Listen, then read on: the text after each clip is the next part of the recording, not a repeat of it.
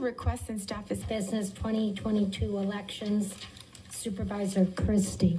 Chair Bronson. I'd like to request Elections. Supervisor Christie.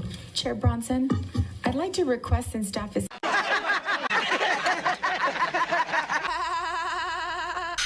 No, you can't ask me a question. Because you can't answer the question. Oh, you can't ask me a question, honey. I can't answer, so don't even try. What attracted the father of the Orlando terrorist to your candidate? He's a mentally ill individual Oh, who that's ran what for attracted him. president. I get it. Pardon me? What attracted him to your candidate? And your answer was he's mentally ill. No, his answer stop smiling and smirking like it's a funny thing.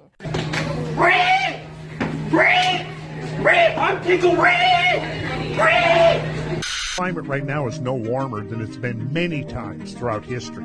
Our baseline is now the lowest that carbon dioxide has been in 600 million years. As far as temperature change, the IPCC's first report of 1992 showed that the medieval warm period was warmer than the present. Well, this didn't fit the narrative, so by the time the 1996 report came out, it was a completely contrived graph called the hockey stick. So what they did was they got rid of the medieval warm period and the little ice age, and so instead of the graph doing this, they flattened it out, and then they added instrumental record on the end that looks like it's going way up. The point is that the people that are calling them out on it are not getting the media coverage. You know, because look, at this point there's billions of dollars going into the whole climate change narrative. Good Morning America is brought to you by Pfizer. CBS Health Watch sponsored by Pfizer. Anderson Cooper 360. Brought to you by Pfizer. ABC News Nightline. Brought to you by Pfizer. Making a difference. Brought to you by Pfizer. CNN Tonight. Brought to you by Pfizer. Early Start. Brought to you by Pfizer. Friday night on Aaron Burnett Out Front. Brought to you by Pfizer. This Week with George Stephanopoulos is brought to you by Pfizer. Today's countdown to the royal wedding is brought to you by Pfizer. And now a CBS Sports Update brought to you by Pfizer. Meet the Press Data Download brought to you by Pfizer. This portion of CBS This Morning sponsored by Pfizer. On how to find the hidden sugars in the American family diet. Sponsored by Pfizer. Bill Gates' advice on how to combat mistrust in science at 60minutesovertime.com. Sponsored by Pfizer. You really need to get vaccinated. You know, COVID vaccines are now available for children 5 years and older. And the more people who get them, the better we're going to be able to help stop the spread of COVID. Welcome to your nightmare. Ha ha ha ha. And you're not going to see people acknowledge it. You know, they do this thing in Davos. They're doing it next week. All these elites come in, you know, the World Economic Forum, and basically, you know, their vision is they run everything and everybody else is just like a serf, like a peasant. They say they're going after energy, ESG, all these other things. And you see the Biden administration wants to nix gas stoves. Are you kidding me? Like I want gas stoves. I mean, imagine like how many people had the hurricane come through, didn't have power right away, but were able to turn on some. So you cannot go down this road, but that's exactly what they want to do. And it's really weakening Western society, Western values, but underlying a lot of that is the CCP. You know, those people are there, they're elites, but you know, Xi is really kind of the puppet behind the curtain on a lot of this stuff. So very, very problematic, I think, in the direction they want to go. And what I've said in Florida is that type of stuff coming out of Davos, those policies are dead on arrival in the state of Florida.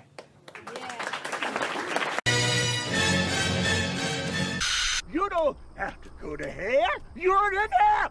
This is hell. This is hell. This is hell. Because democracy basically means government by the people, of the people, for the people. But the people are retarded.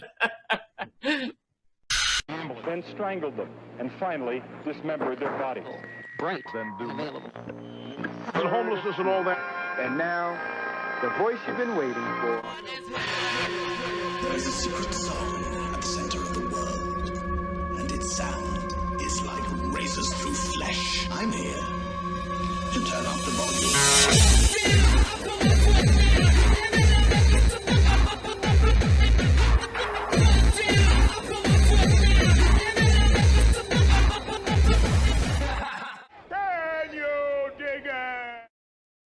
I'm kind of retarded.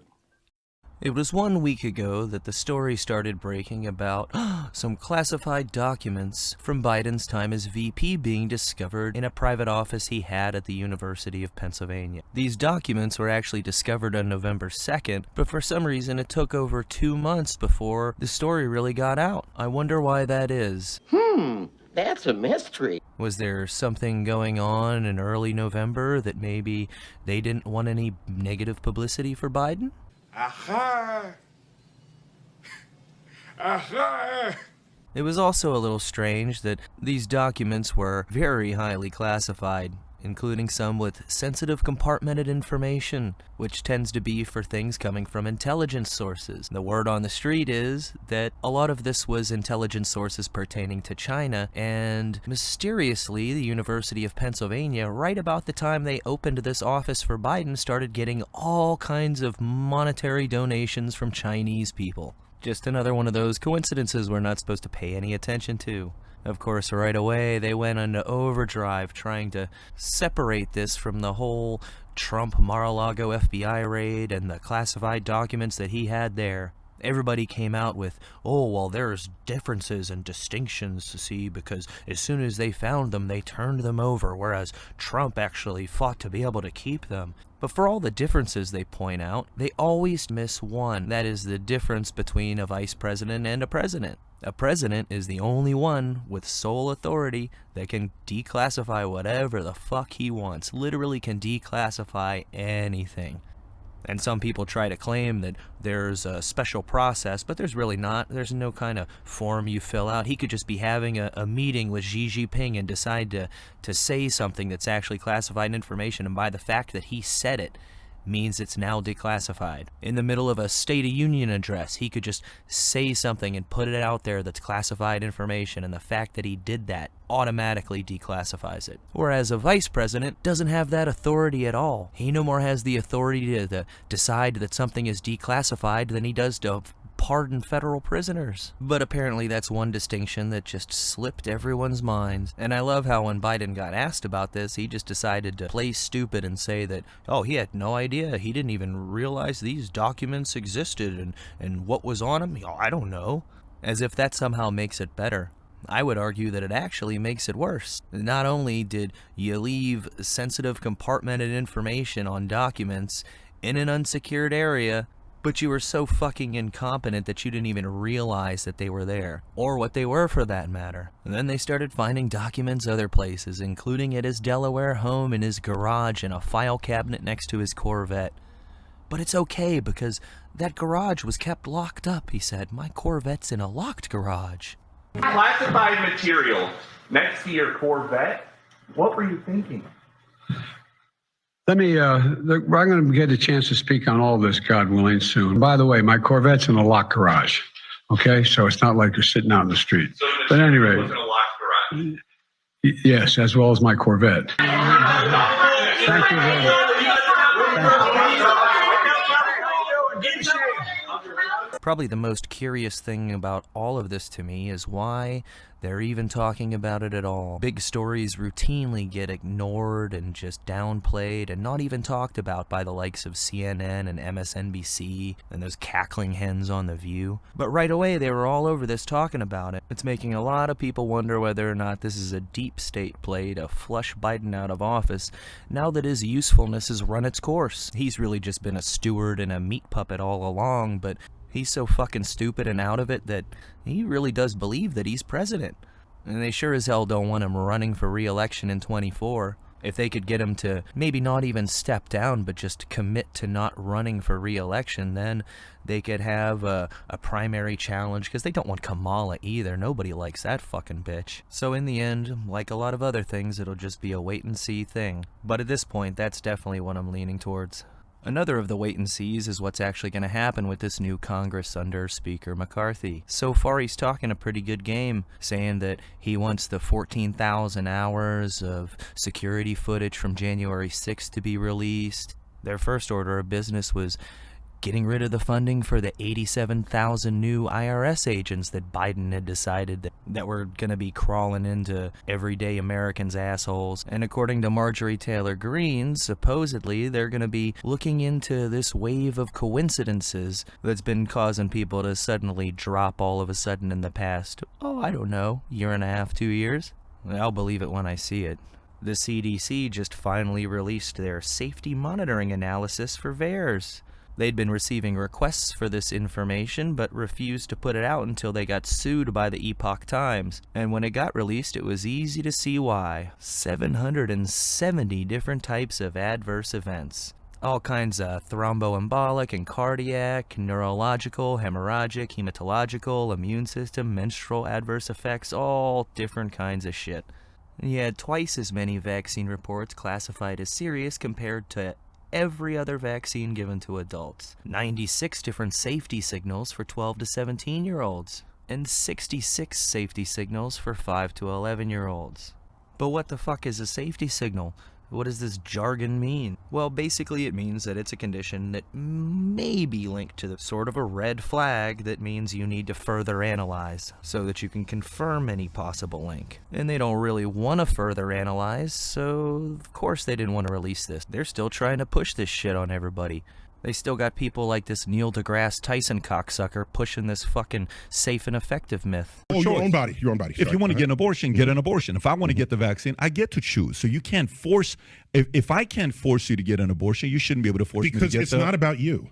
It's about people you interact with, and that's the social contract of public health. We don't even know if the vaccine worked or not at the time. Yes, that's what the trials are, dude. That's why these trials. Are you missing data out there? But let me ask you a question. Are we saying only one type of scientists are right? No, we're saying that the system in place, the 16,000 that signed that. No. The system in place to test vaccines. Yeah. There's an entire system that's in place. That with review boards and all of it, and the average that's in place. Now you can say what you can say is, I have a better idea than all these review boards and all these agencies and the CDC. I have a better idea. Here's what you should do, and that would have made everything better. Okay, you can put forth that idea, but what I'm saying is, in a case where you can contaminate someone else, it's not about you.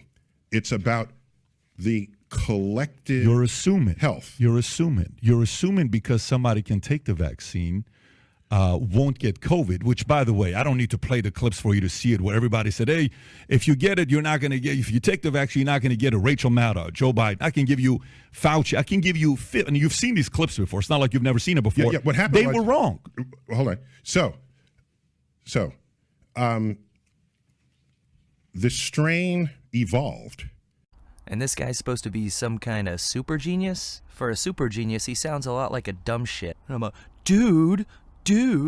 Yes, that's what the trials are, dude. Oh, yeah, it was effective. It's just that, the strain evolved. Oh, you mean the virus did what viruses always fucking do? This is exactly what makes me have such disdain for fucking scientists. They're so fucking arrogant and condescending.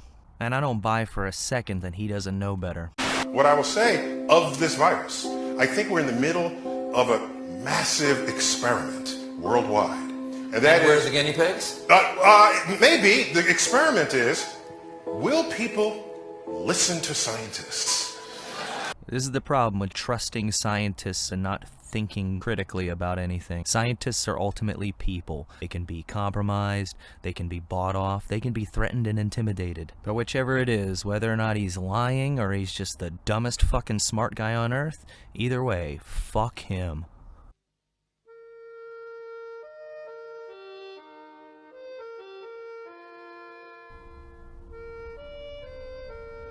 Please consider liking, subscribing, sharing this video, or leaving a comment. Because every time you do nothing, Vladimir Putin will shoot another puppy. When I woke up Wednesday morning and heard that the FAA had grounded all flights nationwide due to a glitch, a software problem, immediately, like most people, I was thinking, oh, could this be a hack attack? And of course, immediately the FAA came out and said that, whoa, no, we haven't been hacked. It was just a software glitch. It was just a corrupted file. The idea that there wouldn't be some kind of system redundancy to where it would take 5 hours to get that system back up and going again just doesn't make much sense. There's this one YouTuber I watch on the Ukraine-Russia conflict that every day pretty much has either an emergency alert or a red alert, and he had an interesting take on this. It appears that overnight on Tuesday night, there was 4 nuclear war command and control military planes up, one of them being the presidential doomsday plane. It's quite unusual for that many of them to be up in the air at the same time, and it is possible that this was a full-blown DEFCON 1 drill. In other words, if we actually went to full-blown nuclear war, these planes would go up in the air, they would ground all traffic immediately, and that might have been what this was. Although they're sure as fuck not going to tell us that. It's certainly the possibility I'm leaning more towards. But hey, for all any of us know, it could have been the Russians testing the water, probing a little bit.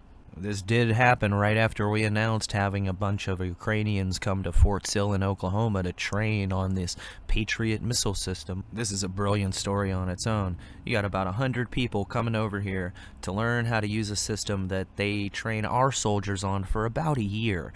But they're going to cram that year's worth of learning into just a couple of months, and then they're going to send them home to train all the other Ukrainian soldiers on how to use it. As I know if there's a very complicated piece of weaponry, I definitely want to be trained by somebody who only learned how to use it last week themselves. There's also an oil standoff about to kick off on February 1st. US, the EU, and the other G7 countries have decided to put price caps on oil, and Russia responded by saying, okay, we're just going to ban sales of oil to all the countries imposing these price caps. He also decided to put a new person in charge of the Ukraine war, basically the equivalent of the U.S. chairman of the Joint Chiefs of Staff. This would be like having Mark Milley in charge of a little war.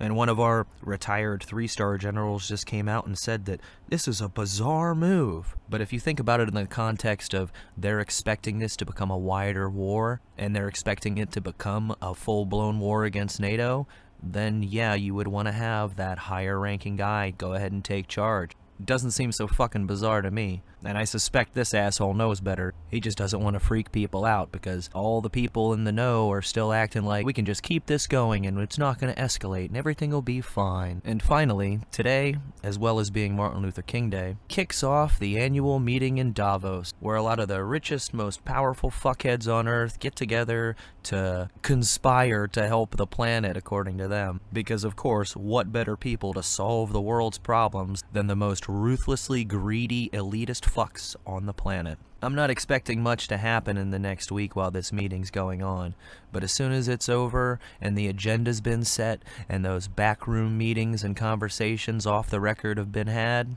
well, all bets are off after that. I think the part that annoys me the most about the uber-wealthy meeting on how to enslave the human population using social credit scores and universal basic income and central bank digital currencies is how easy it would be to defeat them if only people could stop getting pissed off at each other over dumb shit like microaggressions and fucking pronouns long enough to pay attention to what these people are openly saying they plan to do. But I guess that's too much to ask, isn't it? Slancha.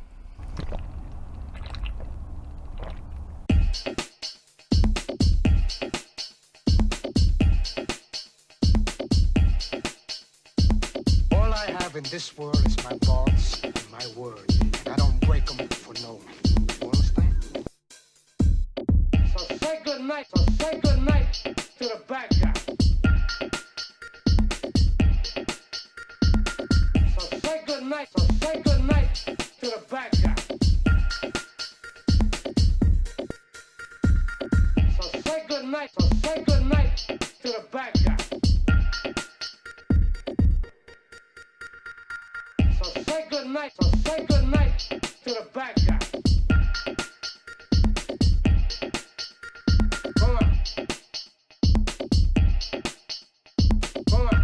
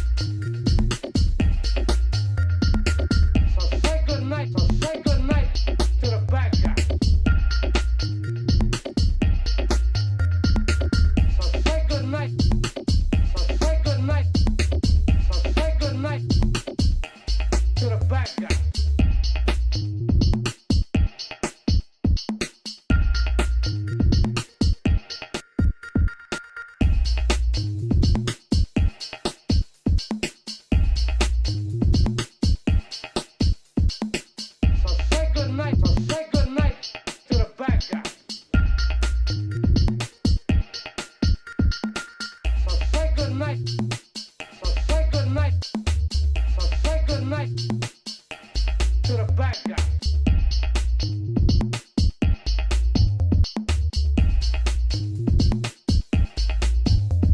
I told you, don't fuck with me. I told you, don't fuck with me. I told you, don't fuck with me. I told you, don't fuck with me. You stupid